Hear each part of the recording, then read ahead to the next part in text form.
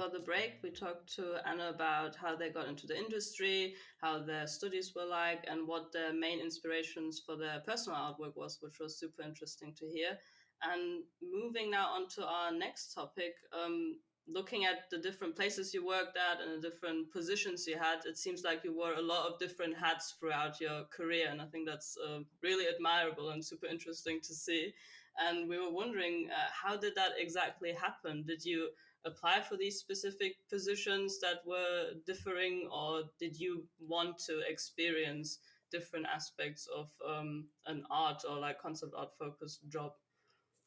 I mean, it's an interesting one because I feel like I fell into a lot of things. Like, I'm definitely someone that says yes to stuff.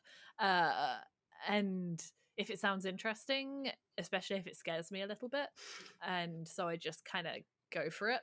I haven't actually applied to that many jobs that I've gotten, which is a weird thing to say. I got my first job. It was a placement up in Chester at a tiny little indie studio that I found out about through one of my course mates who had already found employment and was just like, oh, talk to Anna, might be able to help. And that's kind of where I've kind of found my first role, and that was already straight out of the gate very generalist. It was a 2D game, but I was doing concepts. I was assembling things in Engine. I was creating game assets. It kind of started what became, I suppose, my kind of typical thing where I would design something and then take it all the way through to being finished. But that was only about a year placement, and around about 9-10 months a job role came up on the Isle of Wight, which is somewhere I never thought I'd live. It turns out there's a game studio there, smack bang in the middle, in Newport, and they called Stainless Games, and they did Magic the Gathering, the PC and console version, and I have always loved Magic the Gathering. I've always wanted to do a card illustration for them. I was quite excited about like the lore side of things as well. So the role that I applied for was a 2D 3D artist, but a lot of what I did was VFX, it was UI, it was painting the in-between sections of illustrations that we got through. So for example, I'd be there like painting the background in on an image of an artist that I absolutely adored. Like, I'd just be there like, I'm so sorry. I hope I'm doing you justice. Like, I've got like a piece of Jamie Jones artwork and I'm like, forgive me. Like, just tried to like fill in the blanks. But it was actually quite useful because I had to figure out their approach. I'd also like to buy stocks and shares in content aware fill in Photoshop because that got me through a lot of problems. But yeah, so it was really broad in that way. There was some concepting, but by and large, a lot of it was VFX and that kind of thing. And generally, my interest in the lore kind of served that quite well too, because I got to hide little details in there as well. But unfortunately, I got made redundant after 9 months there. So thankfully, just across the Solent, Climax Studios in Portsmouth just scooped everyone up. And I started there as a 3D environment artist, and I did a lot of tileable texture painting, largely hand-painted stuff. But there was a project there called Lola and the Giant, and I was just exquisitely annoying. Like, I was like, I need to work on that. That is so cute. It's exactly the kind of thing I want to make. Let me at it. And I was just a pain in the ass. Like, I would just rush through all of my hand painting texture work and just be like, hi, can I do some paintings? Look, I've made you a windmill. Let me make you things. For the love of God. And I didn't know Maya either. So like, I remember the first day that I was allowed to do something, I was like, I'm going to make a concepting kit, like a modular kit, to create all these concepts very quickly, and then I'm going to slam things together. And they're like, I don't think I've ever been more productive in my life. Those like 1 or 2 days, sorry, excuse me, where I was trying to basically let me get at it all. Yeah. But with that, it was amazing because I was able to just chat to the designers and be like, what's the vibe that you want? And we would have like a chat and look at a grey box, and I'd do some paintings and we'd iterate on that, and then I'd build the whole thing. Well, not the whole thing, obviously, but like the environment and the figure out the textures. And I had like some amazing oversight from my lead as well. Oh my god, it was honestly too much creative freedom. And I got the taste for it, and now I can't go back. But it was just joyful, and everyone cared about the project so much. And because I was able to kind of go from initial concepts all the way through to assembling it in engine and set dressing and that kind of thing, it kind of naturally led to me just being a generalist in every like just so much stuff. And then I worked on Adventure Time Pirates of the Enchiridion, and it was a very similar thing. I did a lot of concepts, and then I was given the opportunity, basically in that the land of Oo is flooded, and you're able to sail around and find different islands. And so I kind of had quite a lot of creative freedom to just be like, oh, there's the Ice Kingdom and the Candy Kingdom, let's design Gelato Island that sits in the middle. Or like Mushroom Island, and I get to build that as well. I got to build the Evil Forest there too. It's so I suppose I just had a lot of opportunities to kind of start from the initial points and then take it all the way through. Then I moved up to London, and I got a job as a senior artist at Dream Reality Interactive, where I had a more art direction-y role there. It was kind of the first time that I had a proper team, and I worked on this VR game called Arca's Path. It was kind of like, it was pretty quick how we had to put it together. So it was a lot of figuring out how could we make something that fulfills the themes of the game and also runs and also can kind of come together relatively quickly. And I suppose that's how I learned a lot of like, okay, what can we do that will work in the time frame that we have, and the very kind of practical approach that I have to a lot of this, just because I've had to work with a lot of deadlines, and a lot of like, okay, we don't have a lot of time for iterating on this right now. And then similarly to how I feel like I got quite a few of those jobs, I just kind of went to an event. And I think at that point I was just kind of a bit worn out. I was quite burnt out. And I gave a talk at the as a change maker at the Children's Media Conference about how people were burning out of games, and we had to find ways to keep people in games. And then someone was like, hey, do you want to leave games and work in animation? And I was like, yes, let's go. Like the giant hypocrite that I am. But I met someone from Carrot Animation, also in London. And I was always curious about viz dev and animation as well, because I never really had that like moment of, oh my god, people make animation that I'd had with games.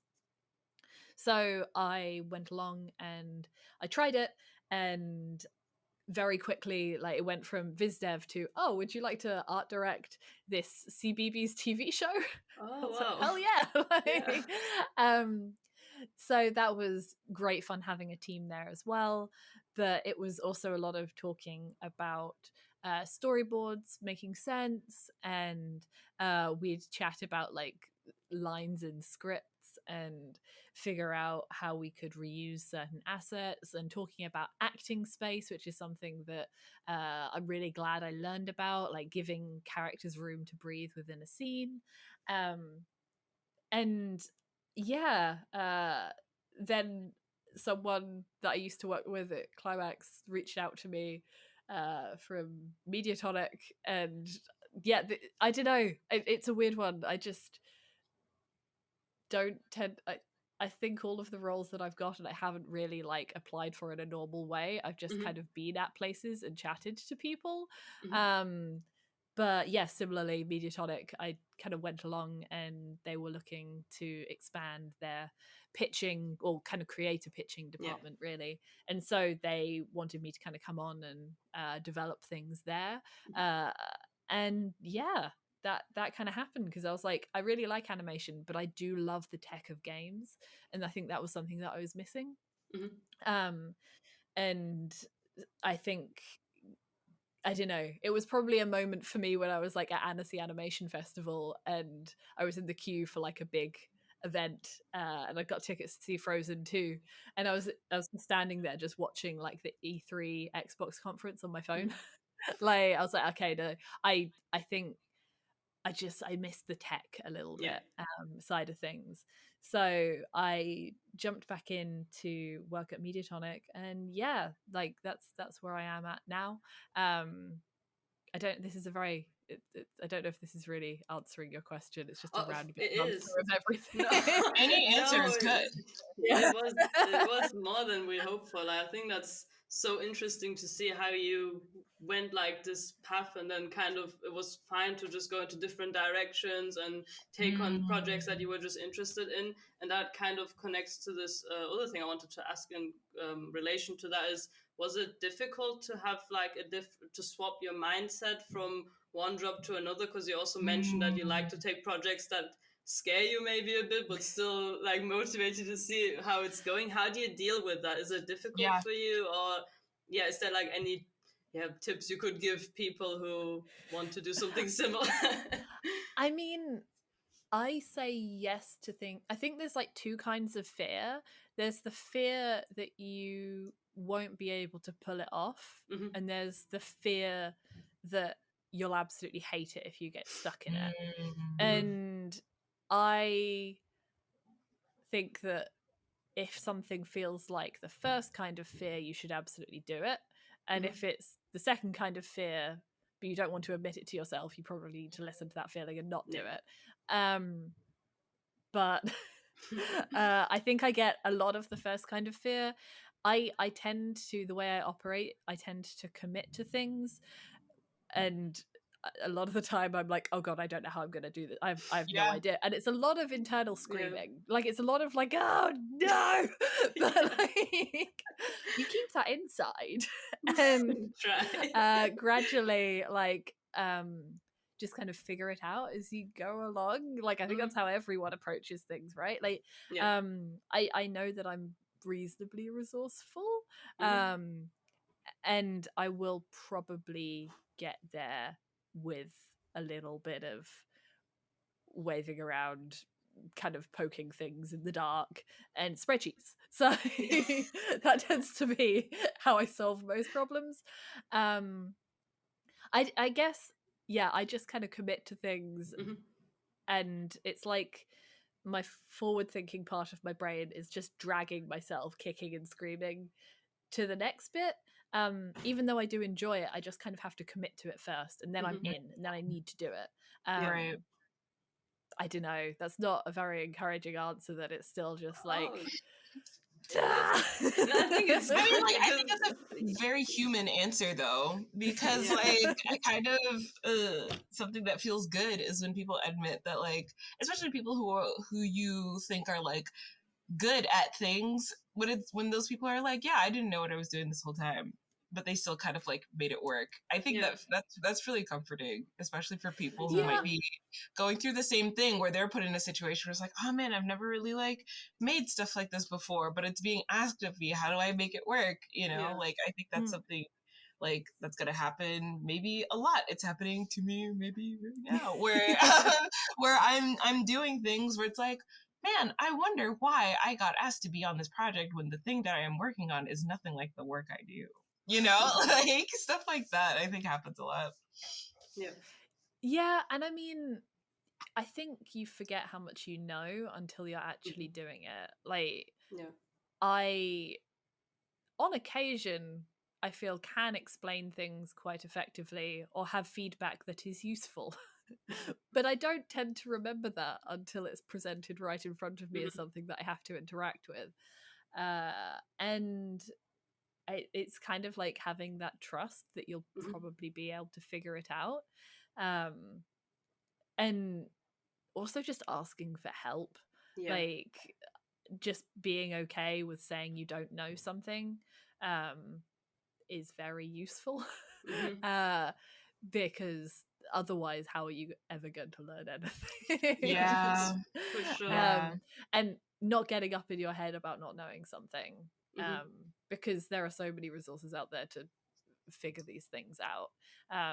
Doing the Kickstarter that I ran last year was a really good crash course in that, because I had no idea how to do a Kickstarter or produce enamel pins or produce embroideries, or work with clothing companies, or how to ship stuff, or how to fill in customs forms.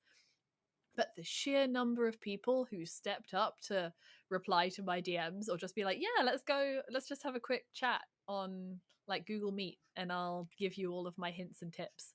It was unbelievable. Like the sheer number of people that helped out with that, I would not have gotten anywhere close to the level of stuff that I managed to do and the effectiveness that I was able to kind of create things with. That's not a sentence, but anyway, it was so helpful having all of these people just give me all of their advice.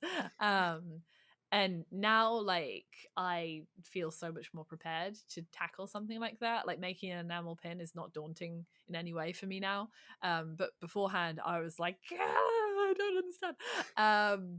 And there was so much angst when filling out customs forms. Like everyone that was around me when I was filling out customs forms and like posting them, and I was convinced that I was just throwing money into the void, and like I was just firing out all of these products that would never get anywhere. I was a nightmare to deal with. But I got a lot of advice and help, and I asked the people at the post office many questions. And I got there eventually, you know. Ask questions, keep poking at it, make a lot of to-do lists and color code them in nice colors, and you'll probably get there eventually. But I think it's so amazing how you actually have this mindset, not only in terms of your jobs that you had, but also like outside, because this project with the animal pens and the clothing is like outside of your day-to-day work, and you still went for it. And I think that's super interesting that you kind of adapted that mindset onto those things as well and just go for it. And I think that's really inspiring, actually, that you shouldn't just stay too much in your head and trust yourself a bit as well. I think that's what many of us have difficulties with, to just trust our gut feeling and be like, okay, if I want to do this, then it's fine. Yeah, no, I'm really glad that I did it, because I like to do a lot of, I get bored. I just get really bored if I'm not busy. I love projects and I used to do a lot of Comic-Con stuff, but obviously that hasn't been a thing. And I like my little shop. I like to have my little to think about packaging and branding and cute little gifts for people. I'm a terrible business person. I keep just being like, oh, I can do this extra thing to make it even nicer. But it's just fun, and seeing people like get a thing that you've made is so addictive. And it's something that I guess is just a bit different. I mean, I have 1,000,001 projects that never go anywhere also, but similarly to what I was saying earlier, I gave myself a deadline, like a fixed deadline, because I wanted to get the tarot pins out for Halloween, like because spooky. And yeah, I don't know. I was like just in just a swamp of molasses of sadness in like September 2020. And then I got a project, and it's just my brain was like, "Oh, we're fine now. We have a project, so everything's okay." I don't know. I like keeping busy, but I think it's just because I get bored really easily. Sure. Hence why today I went out and purchased a bucket and a scraper and new paint and compost so I can do the patio. Yeah, I don't know. It's just, I guess it's kind of just what I'm like, really. Get itchy feet. So and just to wrap up this whole like work section that we touched upon, since you had so many different and interesting positions where you had so much creative freedom, or like also new challenges that you faced, is there any type of project or position that you still want to really do in the future someday, that is like up there in your dream, like dream projects that would be great if somebody just suddenly approached and be like, oh, I want to do this with you? Is there something still left? I mean, ultimately, I still don't feel like I've developed that many games. Like, I still feel like I'm very early on. And the kind of thing that I think I'm most interested in is going down a kind of creative director route. Because I love curating. I love working with teams. I really enjoy kind of the lifting up of everyone and getting everything to fit together nicely. I think as time's gone on, I'm less interested in just pure art, and I like the crossover of design and how you can filter that into the art and have everything kind of inform each other in that way.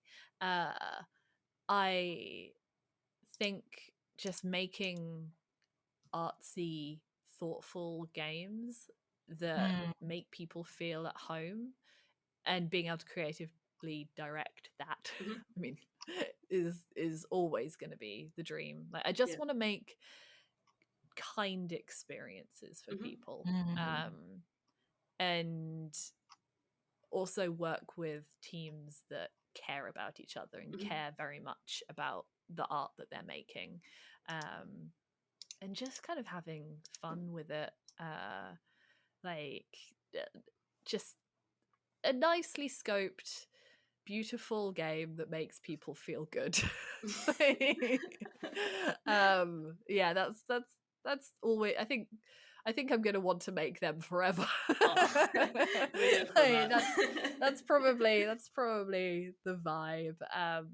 But yeah, I suppose just the kind of creative director route is probably what's most interesting to me in the long term. Because I don't know, man. Lola and the Giant, it was too much too early. Like, no one has heard of it. Tiny little VR game. And I had the opportunity to have like a decent chunk of influence on it, and yeah, like I don't think I think I'm going to be chasing after that high forever. That's nice, so that you at least know now that you really enjoyed that, and that you're aiming for that also in the future. That's awesome. I'm sure you'll do that. Like, seeing how driven you are and how many so many projects you have, I'm sure you're gonna get there in like no time, like literally tomorrow. I'm manifesting it. Exactly. Yeah. For sure. Kind of scooting into our final topic, we can finally talk about mental health stuff properly in the order that we were supposed to talk about it. Yeah, it's been sprinkled throughout our conversation. Absolutely. It has absolutely seasoned the conversation so far. But I just wanted to talk a little bit about like the mental health aspect, anything about whether it's like while you're on the job or before you got your first job, like things that you wish you would have done that you didn't do, things that you're doing now that are helping you maintain like good balance, things you wish you would have known sooner, anything like that. Okay, go. I release you. No. Go ahead. Yeah, I mean, I definitely, I mean, this is something that I've spoken a lot on in the past. It's kind of where I started in terms of the talks that I've given, just talking about mental health and burnout, just because I came from a background of work, you're a failure if you're not working all the time, how dare you take time off, just look at yourself, just look at yourself frolicking in the grass, you lazy bastard. Like, you need kind of, I spent a lot of time putting all of this very negative self-talk into my brain, and I think a lot of people did, like, that just rejected any kind of dedicated time off, and became massively burnt out and anxious and stressed and depressed as a result. And I think I wanted to kind of be a bit more open about that. And I mean, it's definitely increased in people talking about it, but when I was speaking about it back in 2015, I think was my first, no, 2016 was my first talk on it. It didn't feel as quite as visible as it was back then, at least with the university kind of aspect of it, where people would stand around and kind of just brag about, like, oh, I only got 3 hours sleep last night, oh, I got 4 hours sleep, I'm such a good artist, check me out, like, I'm I hate suffering. that. Oh, Same. oh, I So drink. bad. Yeah. Really makes Like, me angry. yeah, and it's like a badge of honor. Like, people are just Yes. wandering around being like, I've had 8 cups of coffee today. Like, congratulations. Exactly. I'm so sorry about your internal organs. Like people like, eat coffee for breakfast. I mean, I have coffee for breakfast. That's a bad term. Eat coffee grounds, just like fist of Yes. Eat the coffee machine. Yeah. Like, just lie under your coffee machine and just hit the espresso shot over and over again. Yeah, like, it was all very haha, I'm suffering for my art, check me out, I'm better than you, which is super dumb. But I absolutely bought into that. As previously mentioned, I gave myself many hand injuries because of it. I had a physiotherapist. I nearly fainted when she stuck some needles in my arm at one point. It was very exciting. But yeah, it was not worth it. Yeah. It was just not worth it. And so I wanted to kind of be more vocal about that. But even, like, obviously that's physical health, but in terms of the mental health, the points that I built myself up to, especially in third year, I remember getting back from the Christmas break for my final kind of term at university, and it was finally like the final major project time, which I built up in my head to be this, I mean, I literally called it apotheosis. It was supposed to be like this Whoa. pinnacle of this pinnacle of my achievements, and I just felt nothing. I was just a void. I was just a depressed void that had put too much on myself for so long, and I was so burnt out and just exhausted and not eating that well and not sleeping that well, not exercising, not doing anything other than just painting. And I was just so depressed, just so unbelievably depressed. And that was kind of the first time that it hit me that hard. And thankfully there was like university counseling and that kind of thing. But this just kept happening. Like, I would take on way too much over and over, and then I would just fall into another pit. And I guess I just wanted to kind of be more open about it, because I, have a really bad habit of just running myself absolutely ragged, and I wanted to speak on how people just need to take breaks. Like, it's not that out there as a concept, but also therapy and talking to your doctor and just loaded. just trying to be a bit more open about it, because I don't know, I started talking about it and I had a lot of people reach out and be like, oh my god, I thought it was just me that felt like this. So I tried to be a bit more about it, because at that point I was big on oversharing on Twitter. I've reined it back in a little bit now, but at that point it was kind of like where I just went to yell my feelings. Sure. And I found like other ways to process things now, but at the time it was a way to kind of work through my thoughts. This is a very rambly answer, but in terms of I guess in terms of how I kind of deal with things now, I mean, I got a therapist over like the beginning of the situation, which was amazing, like it just a proper therapist. Like I'd had kind of counselors, but this was someone who had experience in like all sorts of acronyms that I can't remember, and just had to do all of these tapping things. Man, I don't know, it was very complicated, but it was extremely useful. And it's given me over time, all of those experiences, enough tools to be able to kind of walk myself back from like just feeling overwhelmingly anxious and depressed. I mean, I still have those feelings, but I think it's kind of, it's just like, oh, I know how to deal with you now. Like rather than spiraling into a pit of misery, I'm just gonna go to bed. Like I know when I'm in that headspace, and I'm like, yeah, cool, I know how to handle this now. It's like this is a very niche reference, but there's a 80s cover of Numb by Linkin Park, and it's like super jazzy, and it is kind of like all the comments are basically like, this is when you're used to having depression. It's just like, oh my god, fine, oh no, I know how to cope with this. Like it's just like it's not fun, but at least you've kind of got that there, right?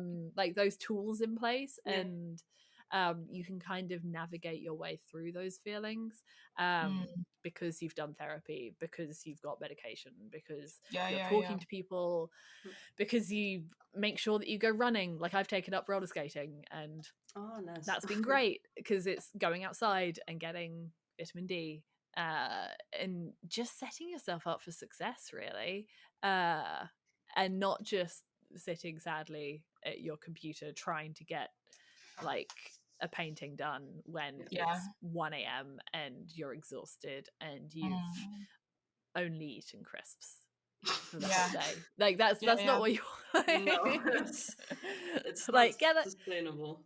Yeah, exactly. Yeah, I think I don't know. Something that, because I've seen a therapist myself, maybe for like squints tries to remember, maybe 2.5 years question mark. Like I had my year after school. I think I started seeing I think I started seeing a therapist maybe like December of 2018 actually, so maybe like 3.5 years pretty consistently. And so much of what therapy was for me was like having someone safe to talk to about the thing that was rattling around in my head, because you can't talk to your friends about things, and I do talk to my friends about things, but I think having someone who is like focused on helping you understand why you feel a certain way, and then also helping you like connect the dots with like, oh man, this is like actually a negative thought pattern that you're deep into. Why do you feel that way about yourself? And trying to like help you like see a way like out of things like temporarily or whatever. Because that's something that like I think something that I wish was like how therapy works, is that, oh, you go to therapy and then you're fixed and then it's like, oh, we're done. When it's actually more like you will feel bad again. It's just having maybe a little bit more perspective about how you feel about things, because I think that's something that was the most important for me, is that like I will still feel down about things, but I understand that because of how like my life situation is, or like how my personal patterns are, it's like, oh, I'm only going to feel this for like the next like couple days or whatever, the next week, and then like usually that's when it goes away, usually, right?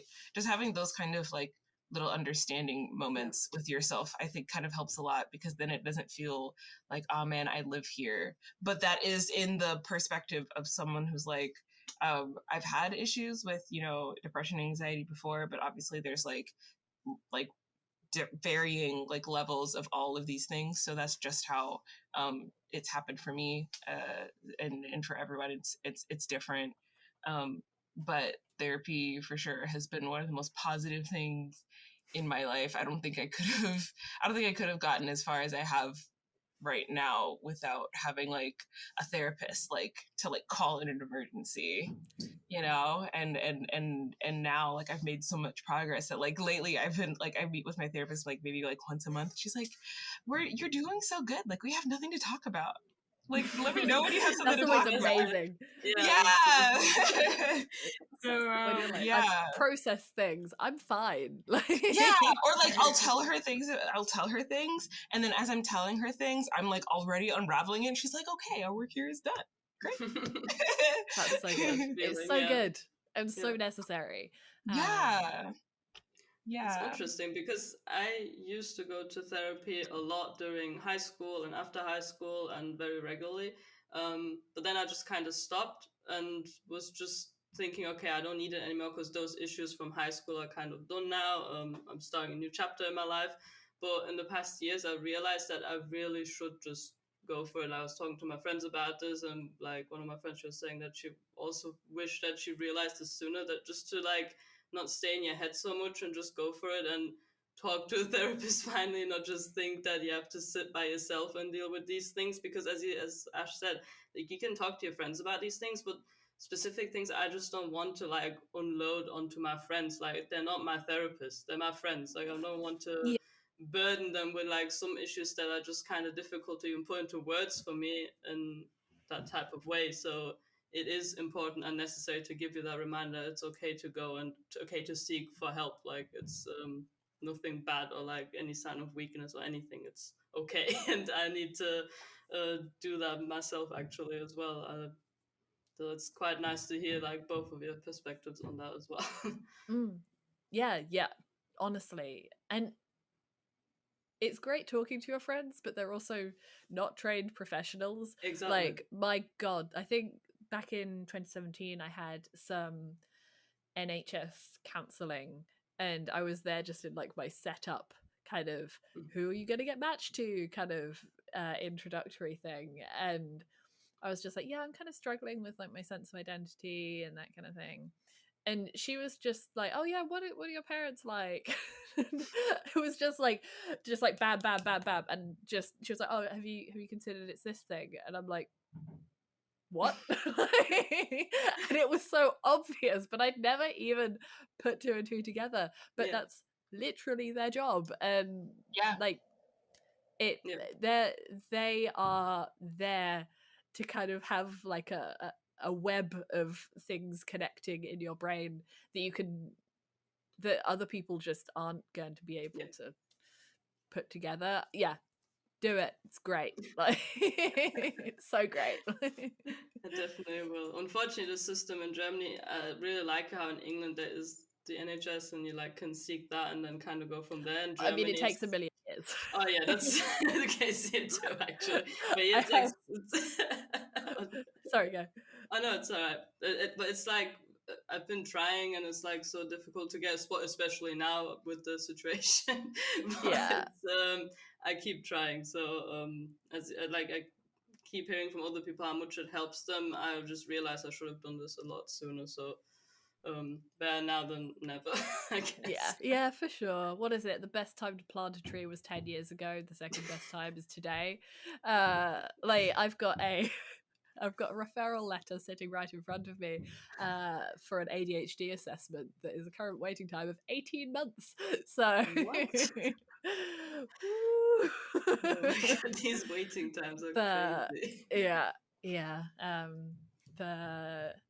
Either way, even just like those self-acceptance things, like I'm not officially diagnosed with ADHD, but given that most of, it seems, my friends seem to be getting diagnosed with it, like we've flocked it's out together. there. Yeah, Yeah. so many people. And like even like for me, like I've noticed things with my friends where like all it took was for me to make friends with one person with ADHD who was very knowledgeable and who's very Mm. vocal about like what they experience and what things are like and the things that they do. And it just took me becoming friends with that person for me to be like, oh, wait, I'm surrounded. Everyone's here. You know? And like Yeah. obviously like completely. I'm not gonna be like that person who's like, I think you have ADHD, but I'm just here like silently like, interesting. I hope you find your way. That's basically how I feel, you know? Yeah, like I mean, I haven't got my diagnosis yet, but I have deep suspicions, and already kind of like Mm, being aware of that does help me kind of accept yeah. certain habits, one of which is just I will impulsively start new projects at the drop of a hat, that kind of thing. Like I'll wander around and start new courses, and just I like that aspect of myself, and I'm kind of enabling it rather than Mhm. crushing it down Yeah. now, and that's been really helpful as well. That's awesome. So currently doing a graphic design course. I did a Ooh, short story writing course Oh, beforehand. nice. So Keep just a lot of going. jumping, just jumping into stuff. So I yeah, mean, like, it's also, nice. I think doing other, this is kind of like connecting weird dots out here in the streets, but I feel like Yeah, doing go. things like that kind of like, is also part of like the mental health aspect, because something that I started last year, like late February, that I'm still doing now is that I have a Japanese tutor, because I was like, oh man, I should have been had one for like years and years and years by now, but I didn't really know that like it's like how people find out, oh wait, you can do art as a career. I didn't even know you could do that. I didn't even think about the possibility of language tutors being accessible Yeah. online. So then I got I one, right? And so I got one, and then it just became a part of my life where it was really nice to just like have another focus that wasn't like Yeah. art, because I get assigned homework and I have to do it by the time we meet again the next week. And so kind of having something else to like kind of like focus my time on was really, really Yeah. positive and helped me be Amazing. like more of a person and doing things that were towards my goals anyways, and helping me feel like, I don't Yeah. know, healthier and stuff. Like I feel like finding things like that is really important, because like we said earlier, like you said earlier, like it's really easy to just be kind of consumed with, you know, art life, hashtag art life. But um I don't know, like I feel like you'll get tired after a bit maybe, and then Yeah. or like I know we had a guest on a couple months back, Lindsay, who basically had to rebuild her whole life because for the first like what, like 7-ish 10 or whatever years of her career, she made herself only like focus on art things. Her whole life was about art, and then when she like met her goal or whatever, she was like, okay, I don't know who I am anymore. Yeah. So she had to yeah, like start over, It's pretty you yeah. know? I nice. mean, I had aspirations for years, that I would write down my yearly goals, and it'd be like, be a concept artist, be an art director, and I've technically crossed those off now, and I'm like, but ultimately there's still plenty of things that I'm interested Yeah. in doing. Like there are further goals and that kind of thing, but it didn't feel like this kind of, I don't know, celestial light descended upon me. Yeah. And That's true. I was Yeah. like, I have achieved my goals. I was like, I'm just here, like I'm Yeah. doing the stuff that I like, and it's cool. But it wasn't like I just reached, what is it, like Sim Platinum, where you just kind of get like the achievement for doing that, and then you're just happy forever. It's like, okay, cool, how can I, it's I guess it's more about like what I'm making now, and just the subject matter and the people I'm with. It's almost as if it's just part of life, and it's not just a bunch of arbitrary tick boxes that Exactly. that Yeah. are our existence. Yeah. So I think we tend to like glorify that aspect of how the job is like our entire life, and that's like the only goal we have, and then it turns out to be like very flat, and like there's nothing else in your life anymore to be like worth achieving or being Mm. interested in, and it gets very lonely after a while as well. I think that it's just that only thing that you look forward to every day is just your job and just what you are doing in that job, but there's so many other aspects in life that you could be doing as well that further yourself, further your life, or further just how you feel.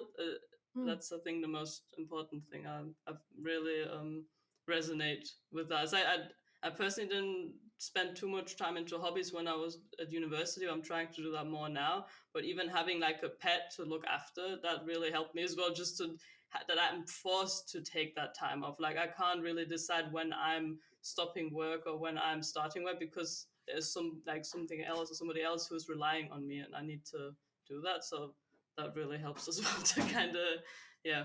There's something else out of your control as well that supports that whole mindset, I guess. Yeah, like it just it forces you to be present, right? Yeah. Like it forces you to kind of exist in the world Yeah, rather exactly. than existing kind of in the future or on your computer. Like Exactly. you can't just be there like, and then I will do this specific thing and I'll have this title and it will be lovely and everything Yeah. will be like, no, okay, I've got to go and walk the dog.